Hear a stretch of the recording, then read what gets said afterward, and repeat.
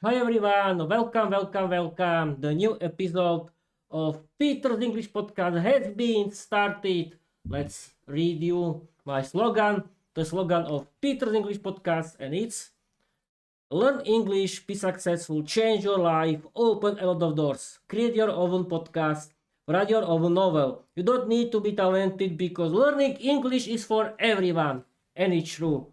Okay, people, wait a minute. Okay, we can start. This is people picture in picture episode. It's a storytelling episode, and I want to read you my last chapter 25 of season 2 of my novel Viera the Vampire Girl Diary. It's called A Vampire Girl versus Peter's Belly.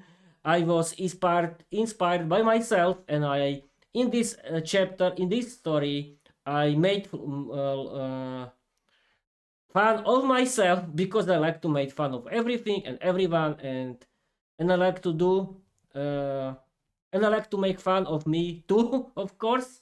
Hi everyone. I'm your host Peter. I'm the owner of my own Peter's English podcast, and we can start right now with my own story. But can you see everything? Yes, you can. Let's start. Chapter 25 of Season 2, A Vampire Girl versus Peter's Belly. Viera's diary entry. Do you really have to eat so much, you fat little pig? Eating half a chocolate bar, one whole biscuit, and a cup of coffee requires a special kind of talent. You keep eating unhealthy foods full of calories. Aren't their highness ashamed of themselves? Look at that big belly you have. I'm not going to walk around with a pig. Do something about yourself. Are you even listening to me? Vera was shouting at Peter while he, like a little piglet, was stuffing himself with sweets like a wild animal and drinking a cup of coffee at 3 in the afternoon. This dog doesn't listen to me. How dare you? Did you say something, Kitty? Peter finally spoke, waking up from his chocolate trance. Yes, I dare to shout at my king because you eat like a pig. Do you want to die from diseases caused by an unhealthy lifestyle? I'm shouting at you because I'm worried about you. If you want me, you must change your lifestyle. I myself have too big a backside. I want to have a trained backside so I can feel better and believe in myself more. And so you won't say that I'm only bossing you around. We will go to the gym together. We will also completely change our diet. It's full of unhealthy foods. Vera was looking at her backside in the mirror. You have a really big backside, Kitty. Why change anything? I feel great. You have a big backside. Life is too short for stress. Peter tried to convince Viera, thinking he could save his overeating. He was terribly mistaken. Peter's comment about his girlfriend Viera's big backside completely destroyed her and made her furious. What did you just say, you dog? That I'm fat? Mr. keeps his big belly and I'm the fat one? For this insult, you will sleep on the street, you dog. No, wait, I have a better idea. I will personally train you. I will destroy you in the gym. Just wait. Calling me fat, will you? Viera, wait, I didn't mean it like that. Please have mercy on me, a sinful man. Oh, but you did mean it. You thought Viera is a fat pig. I will train you in the form of a cruel, muscular werewolf. I have strength that even werewolves fear. I will show you what it means to call me fat. Vera said, picked him up in her arms, and like a bat flew with Peter straight to the gym. And here we are. These are the changing rooms. That one is for gentlemen and that one is for ladies. Go get changed. I'll change as well. Vera ordered Peter. Kitty, please have mercy. Mercy for a stupid little worm like me. Peter begged Viera for forgiveness. Absolutely not. We are here because of you. You are fat. You don't attract me anymore because I don't like fat pigs like you. I don't like you. I feel nothing for you because you are fat.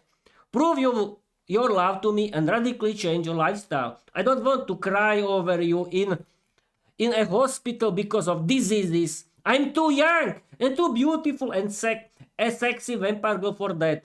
I just want to improve my backside. That's all. I am personally taking responsibility for you. From now on, I am your personal trainer. You don't like it? Then it's over between us and I will find another male. Thanks to my beauty and charm, I can find anyone I want. There are the doors. I leave the decision to you, Vera said firmly. Vera, you're right. I will prove my love to you. I want to fight for you. You will love me. Peter motivated himself to Vera's great surprise. I'm right. I mean, of course I'm right. You're not my type anymore. Vera shouted at him, and then said to herself, "He's followed my bait with the hook and everything. I didn't expect that at all. That boy must love me very much. I expected him to break up with me. Instead, he wants to show off. He wants to show off for me. He's so adorable when he wants to change because of me. Honestly, that boy impressed me. Vera, what are you saying? Your blush will betray you." Vera's whispering to herself frightened Peter, who thought that something was happening to her. "Vierka, I don't want to lose you. I agree, let's exercise. I have no objection. Can we start already?" Peter said, eagerly trying to show Viera that he didn't want to lose her. "I was just thinking." "Yes, sure. You're only saying that now. After a few minutes, you'll run out of the gym. I know you already. I won't stop you. I've seen many handsome men here that I would immediately trade for you. I'm just wasting my time with you," Vera said. "No, please. I really want to change," Peter said. "Fine. Let's get changed," Vera ordered. "All right, let's do this," Vera said to herself in the women's changing room as she put on a white sports tank top, black leggings, and clean white sneakers. Let me fix myself up so I look like a fairy who just stepped down from the clouds.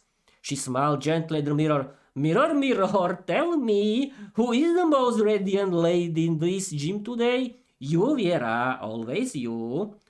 She adjusted her hair, straightened her tank top, and nodded with satisfaction. "All right, girl, go show yourself to the world, and maybe even to that stubborn boyfriend of yours."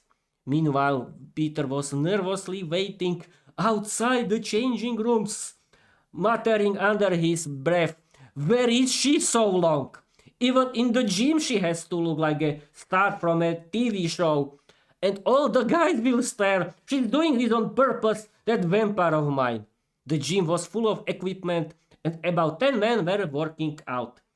It was an ordinary Saturday until the door of the changing room opened. Vera stepped inside and immediately every head turned toward her, not because she was provocative, but because she carried a natural elegance, the kind a person sees only once in a lifetime.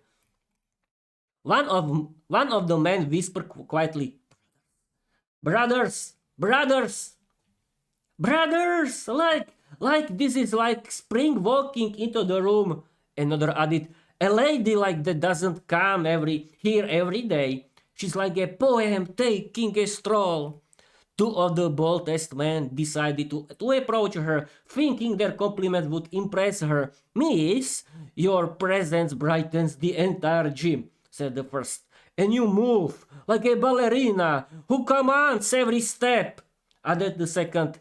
Vera smiled at them kindly but firmly. For a moment, her eyes shimmered with a subtle, supernatural light. Without any effort, she lifted the heaviest dumbbell in the room with one hand. The man froze. "Gentlemen, kind words are nice," she said calmly, "but good manners are even better. Today we're having a lesson in courtesy." With a gentle look, she made them step back and apologize. Then she sent them away, not with force, but with dignity, like a lady who knows her worth. Peter watched the whole scene with his mouth open. Viera turned to him and said with a smile, "See, I haven't even started exercising and I already had two admirers. But relax, Kitty, you're the one I chose." Then she laughed. "And now we're going to work out. And so you stop staring at my back. I'll transform into a tall black werewolf. That will finally make you train. You see, I really motivated you. You're exercising honestly and with real effort. I know my beauty awakens a poetic spirit in men and inspires them to change their lifestyles. Just like in your case. I haven't even done anything yet, and I'm already jealous of the ladies in whom you might awaken poetic talent. I'm glad you changed your lifestyle for yourself, and especially for me. I always liked you.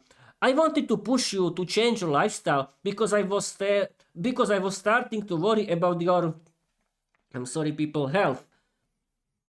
We will both train together and eat healthy meals. As a reward, I'll cook you a healthy but delicious dish. I'll prepare a special romantic dinner by candlelight in my castle. Don't worry, we'll send my vampire family somewhere to have fun. We'll spend the evening exactly the way you want. Viera whispered into Peter's ear. Peter was very happy, hugged Viera, and they shared a little kiss. He truly changed his lifestyle. He began working hard in the gym and living healthily, which made Viera very happy. Of course, Viera went to the gym with him, ate healthy meals, and supported him devotedly in learning English. "So, Kitty, does it taste good?" Viera asked Peter during the romantic candlelight dinner in her castle chamber, dressed in luxurious black evening clothes. Peter, wearing a black suit, replied, "You're the best cook in the world." After the meal, Viera asked Peter romantically, "And now what, my Kitty?" "To the cinema, to your favorite film," Peter replied. "Kitty, you're spoiling me. You really are a gentleman. After the film, we're going for a midnight walk under the full moon. Just don't start howling poetic verses about me, or I'll blush like a shy girl." Viera laughed.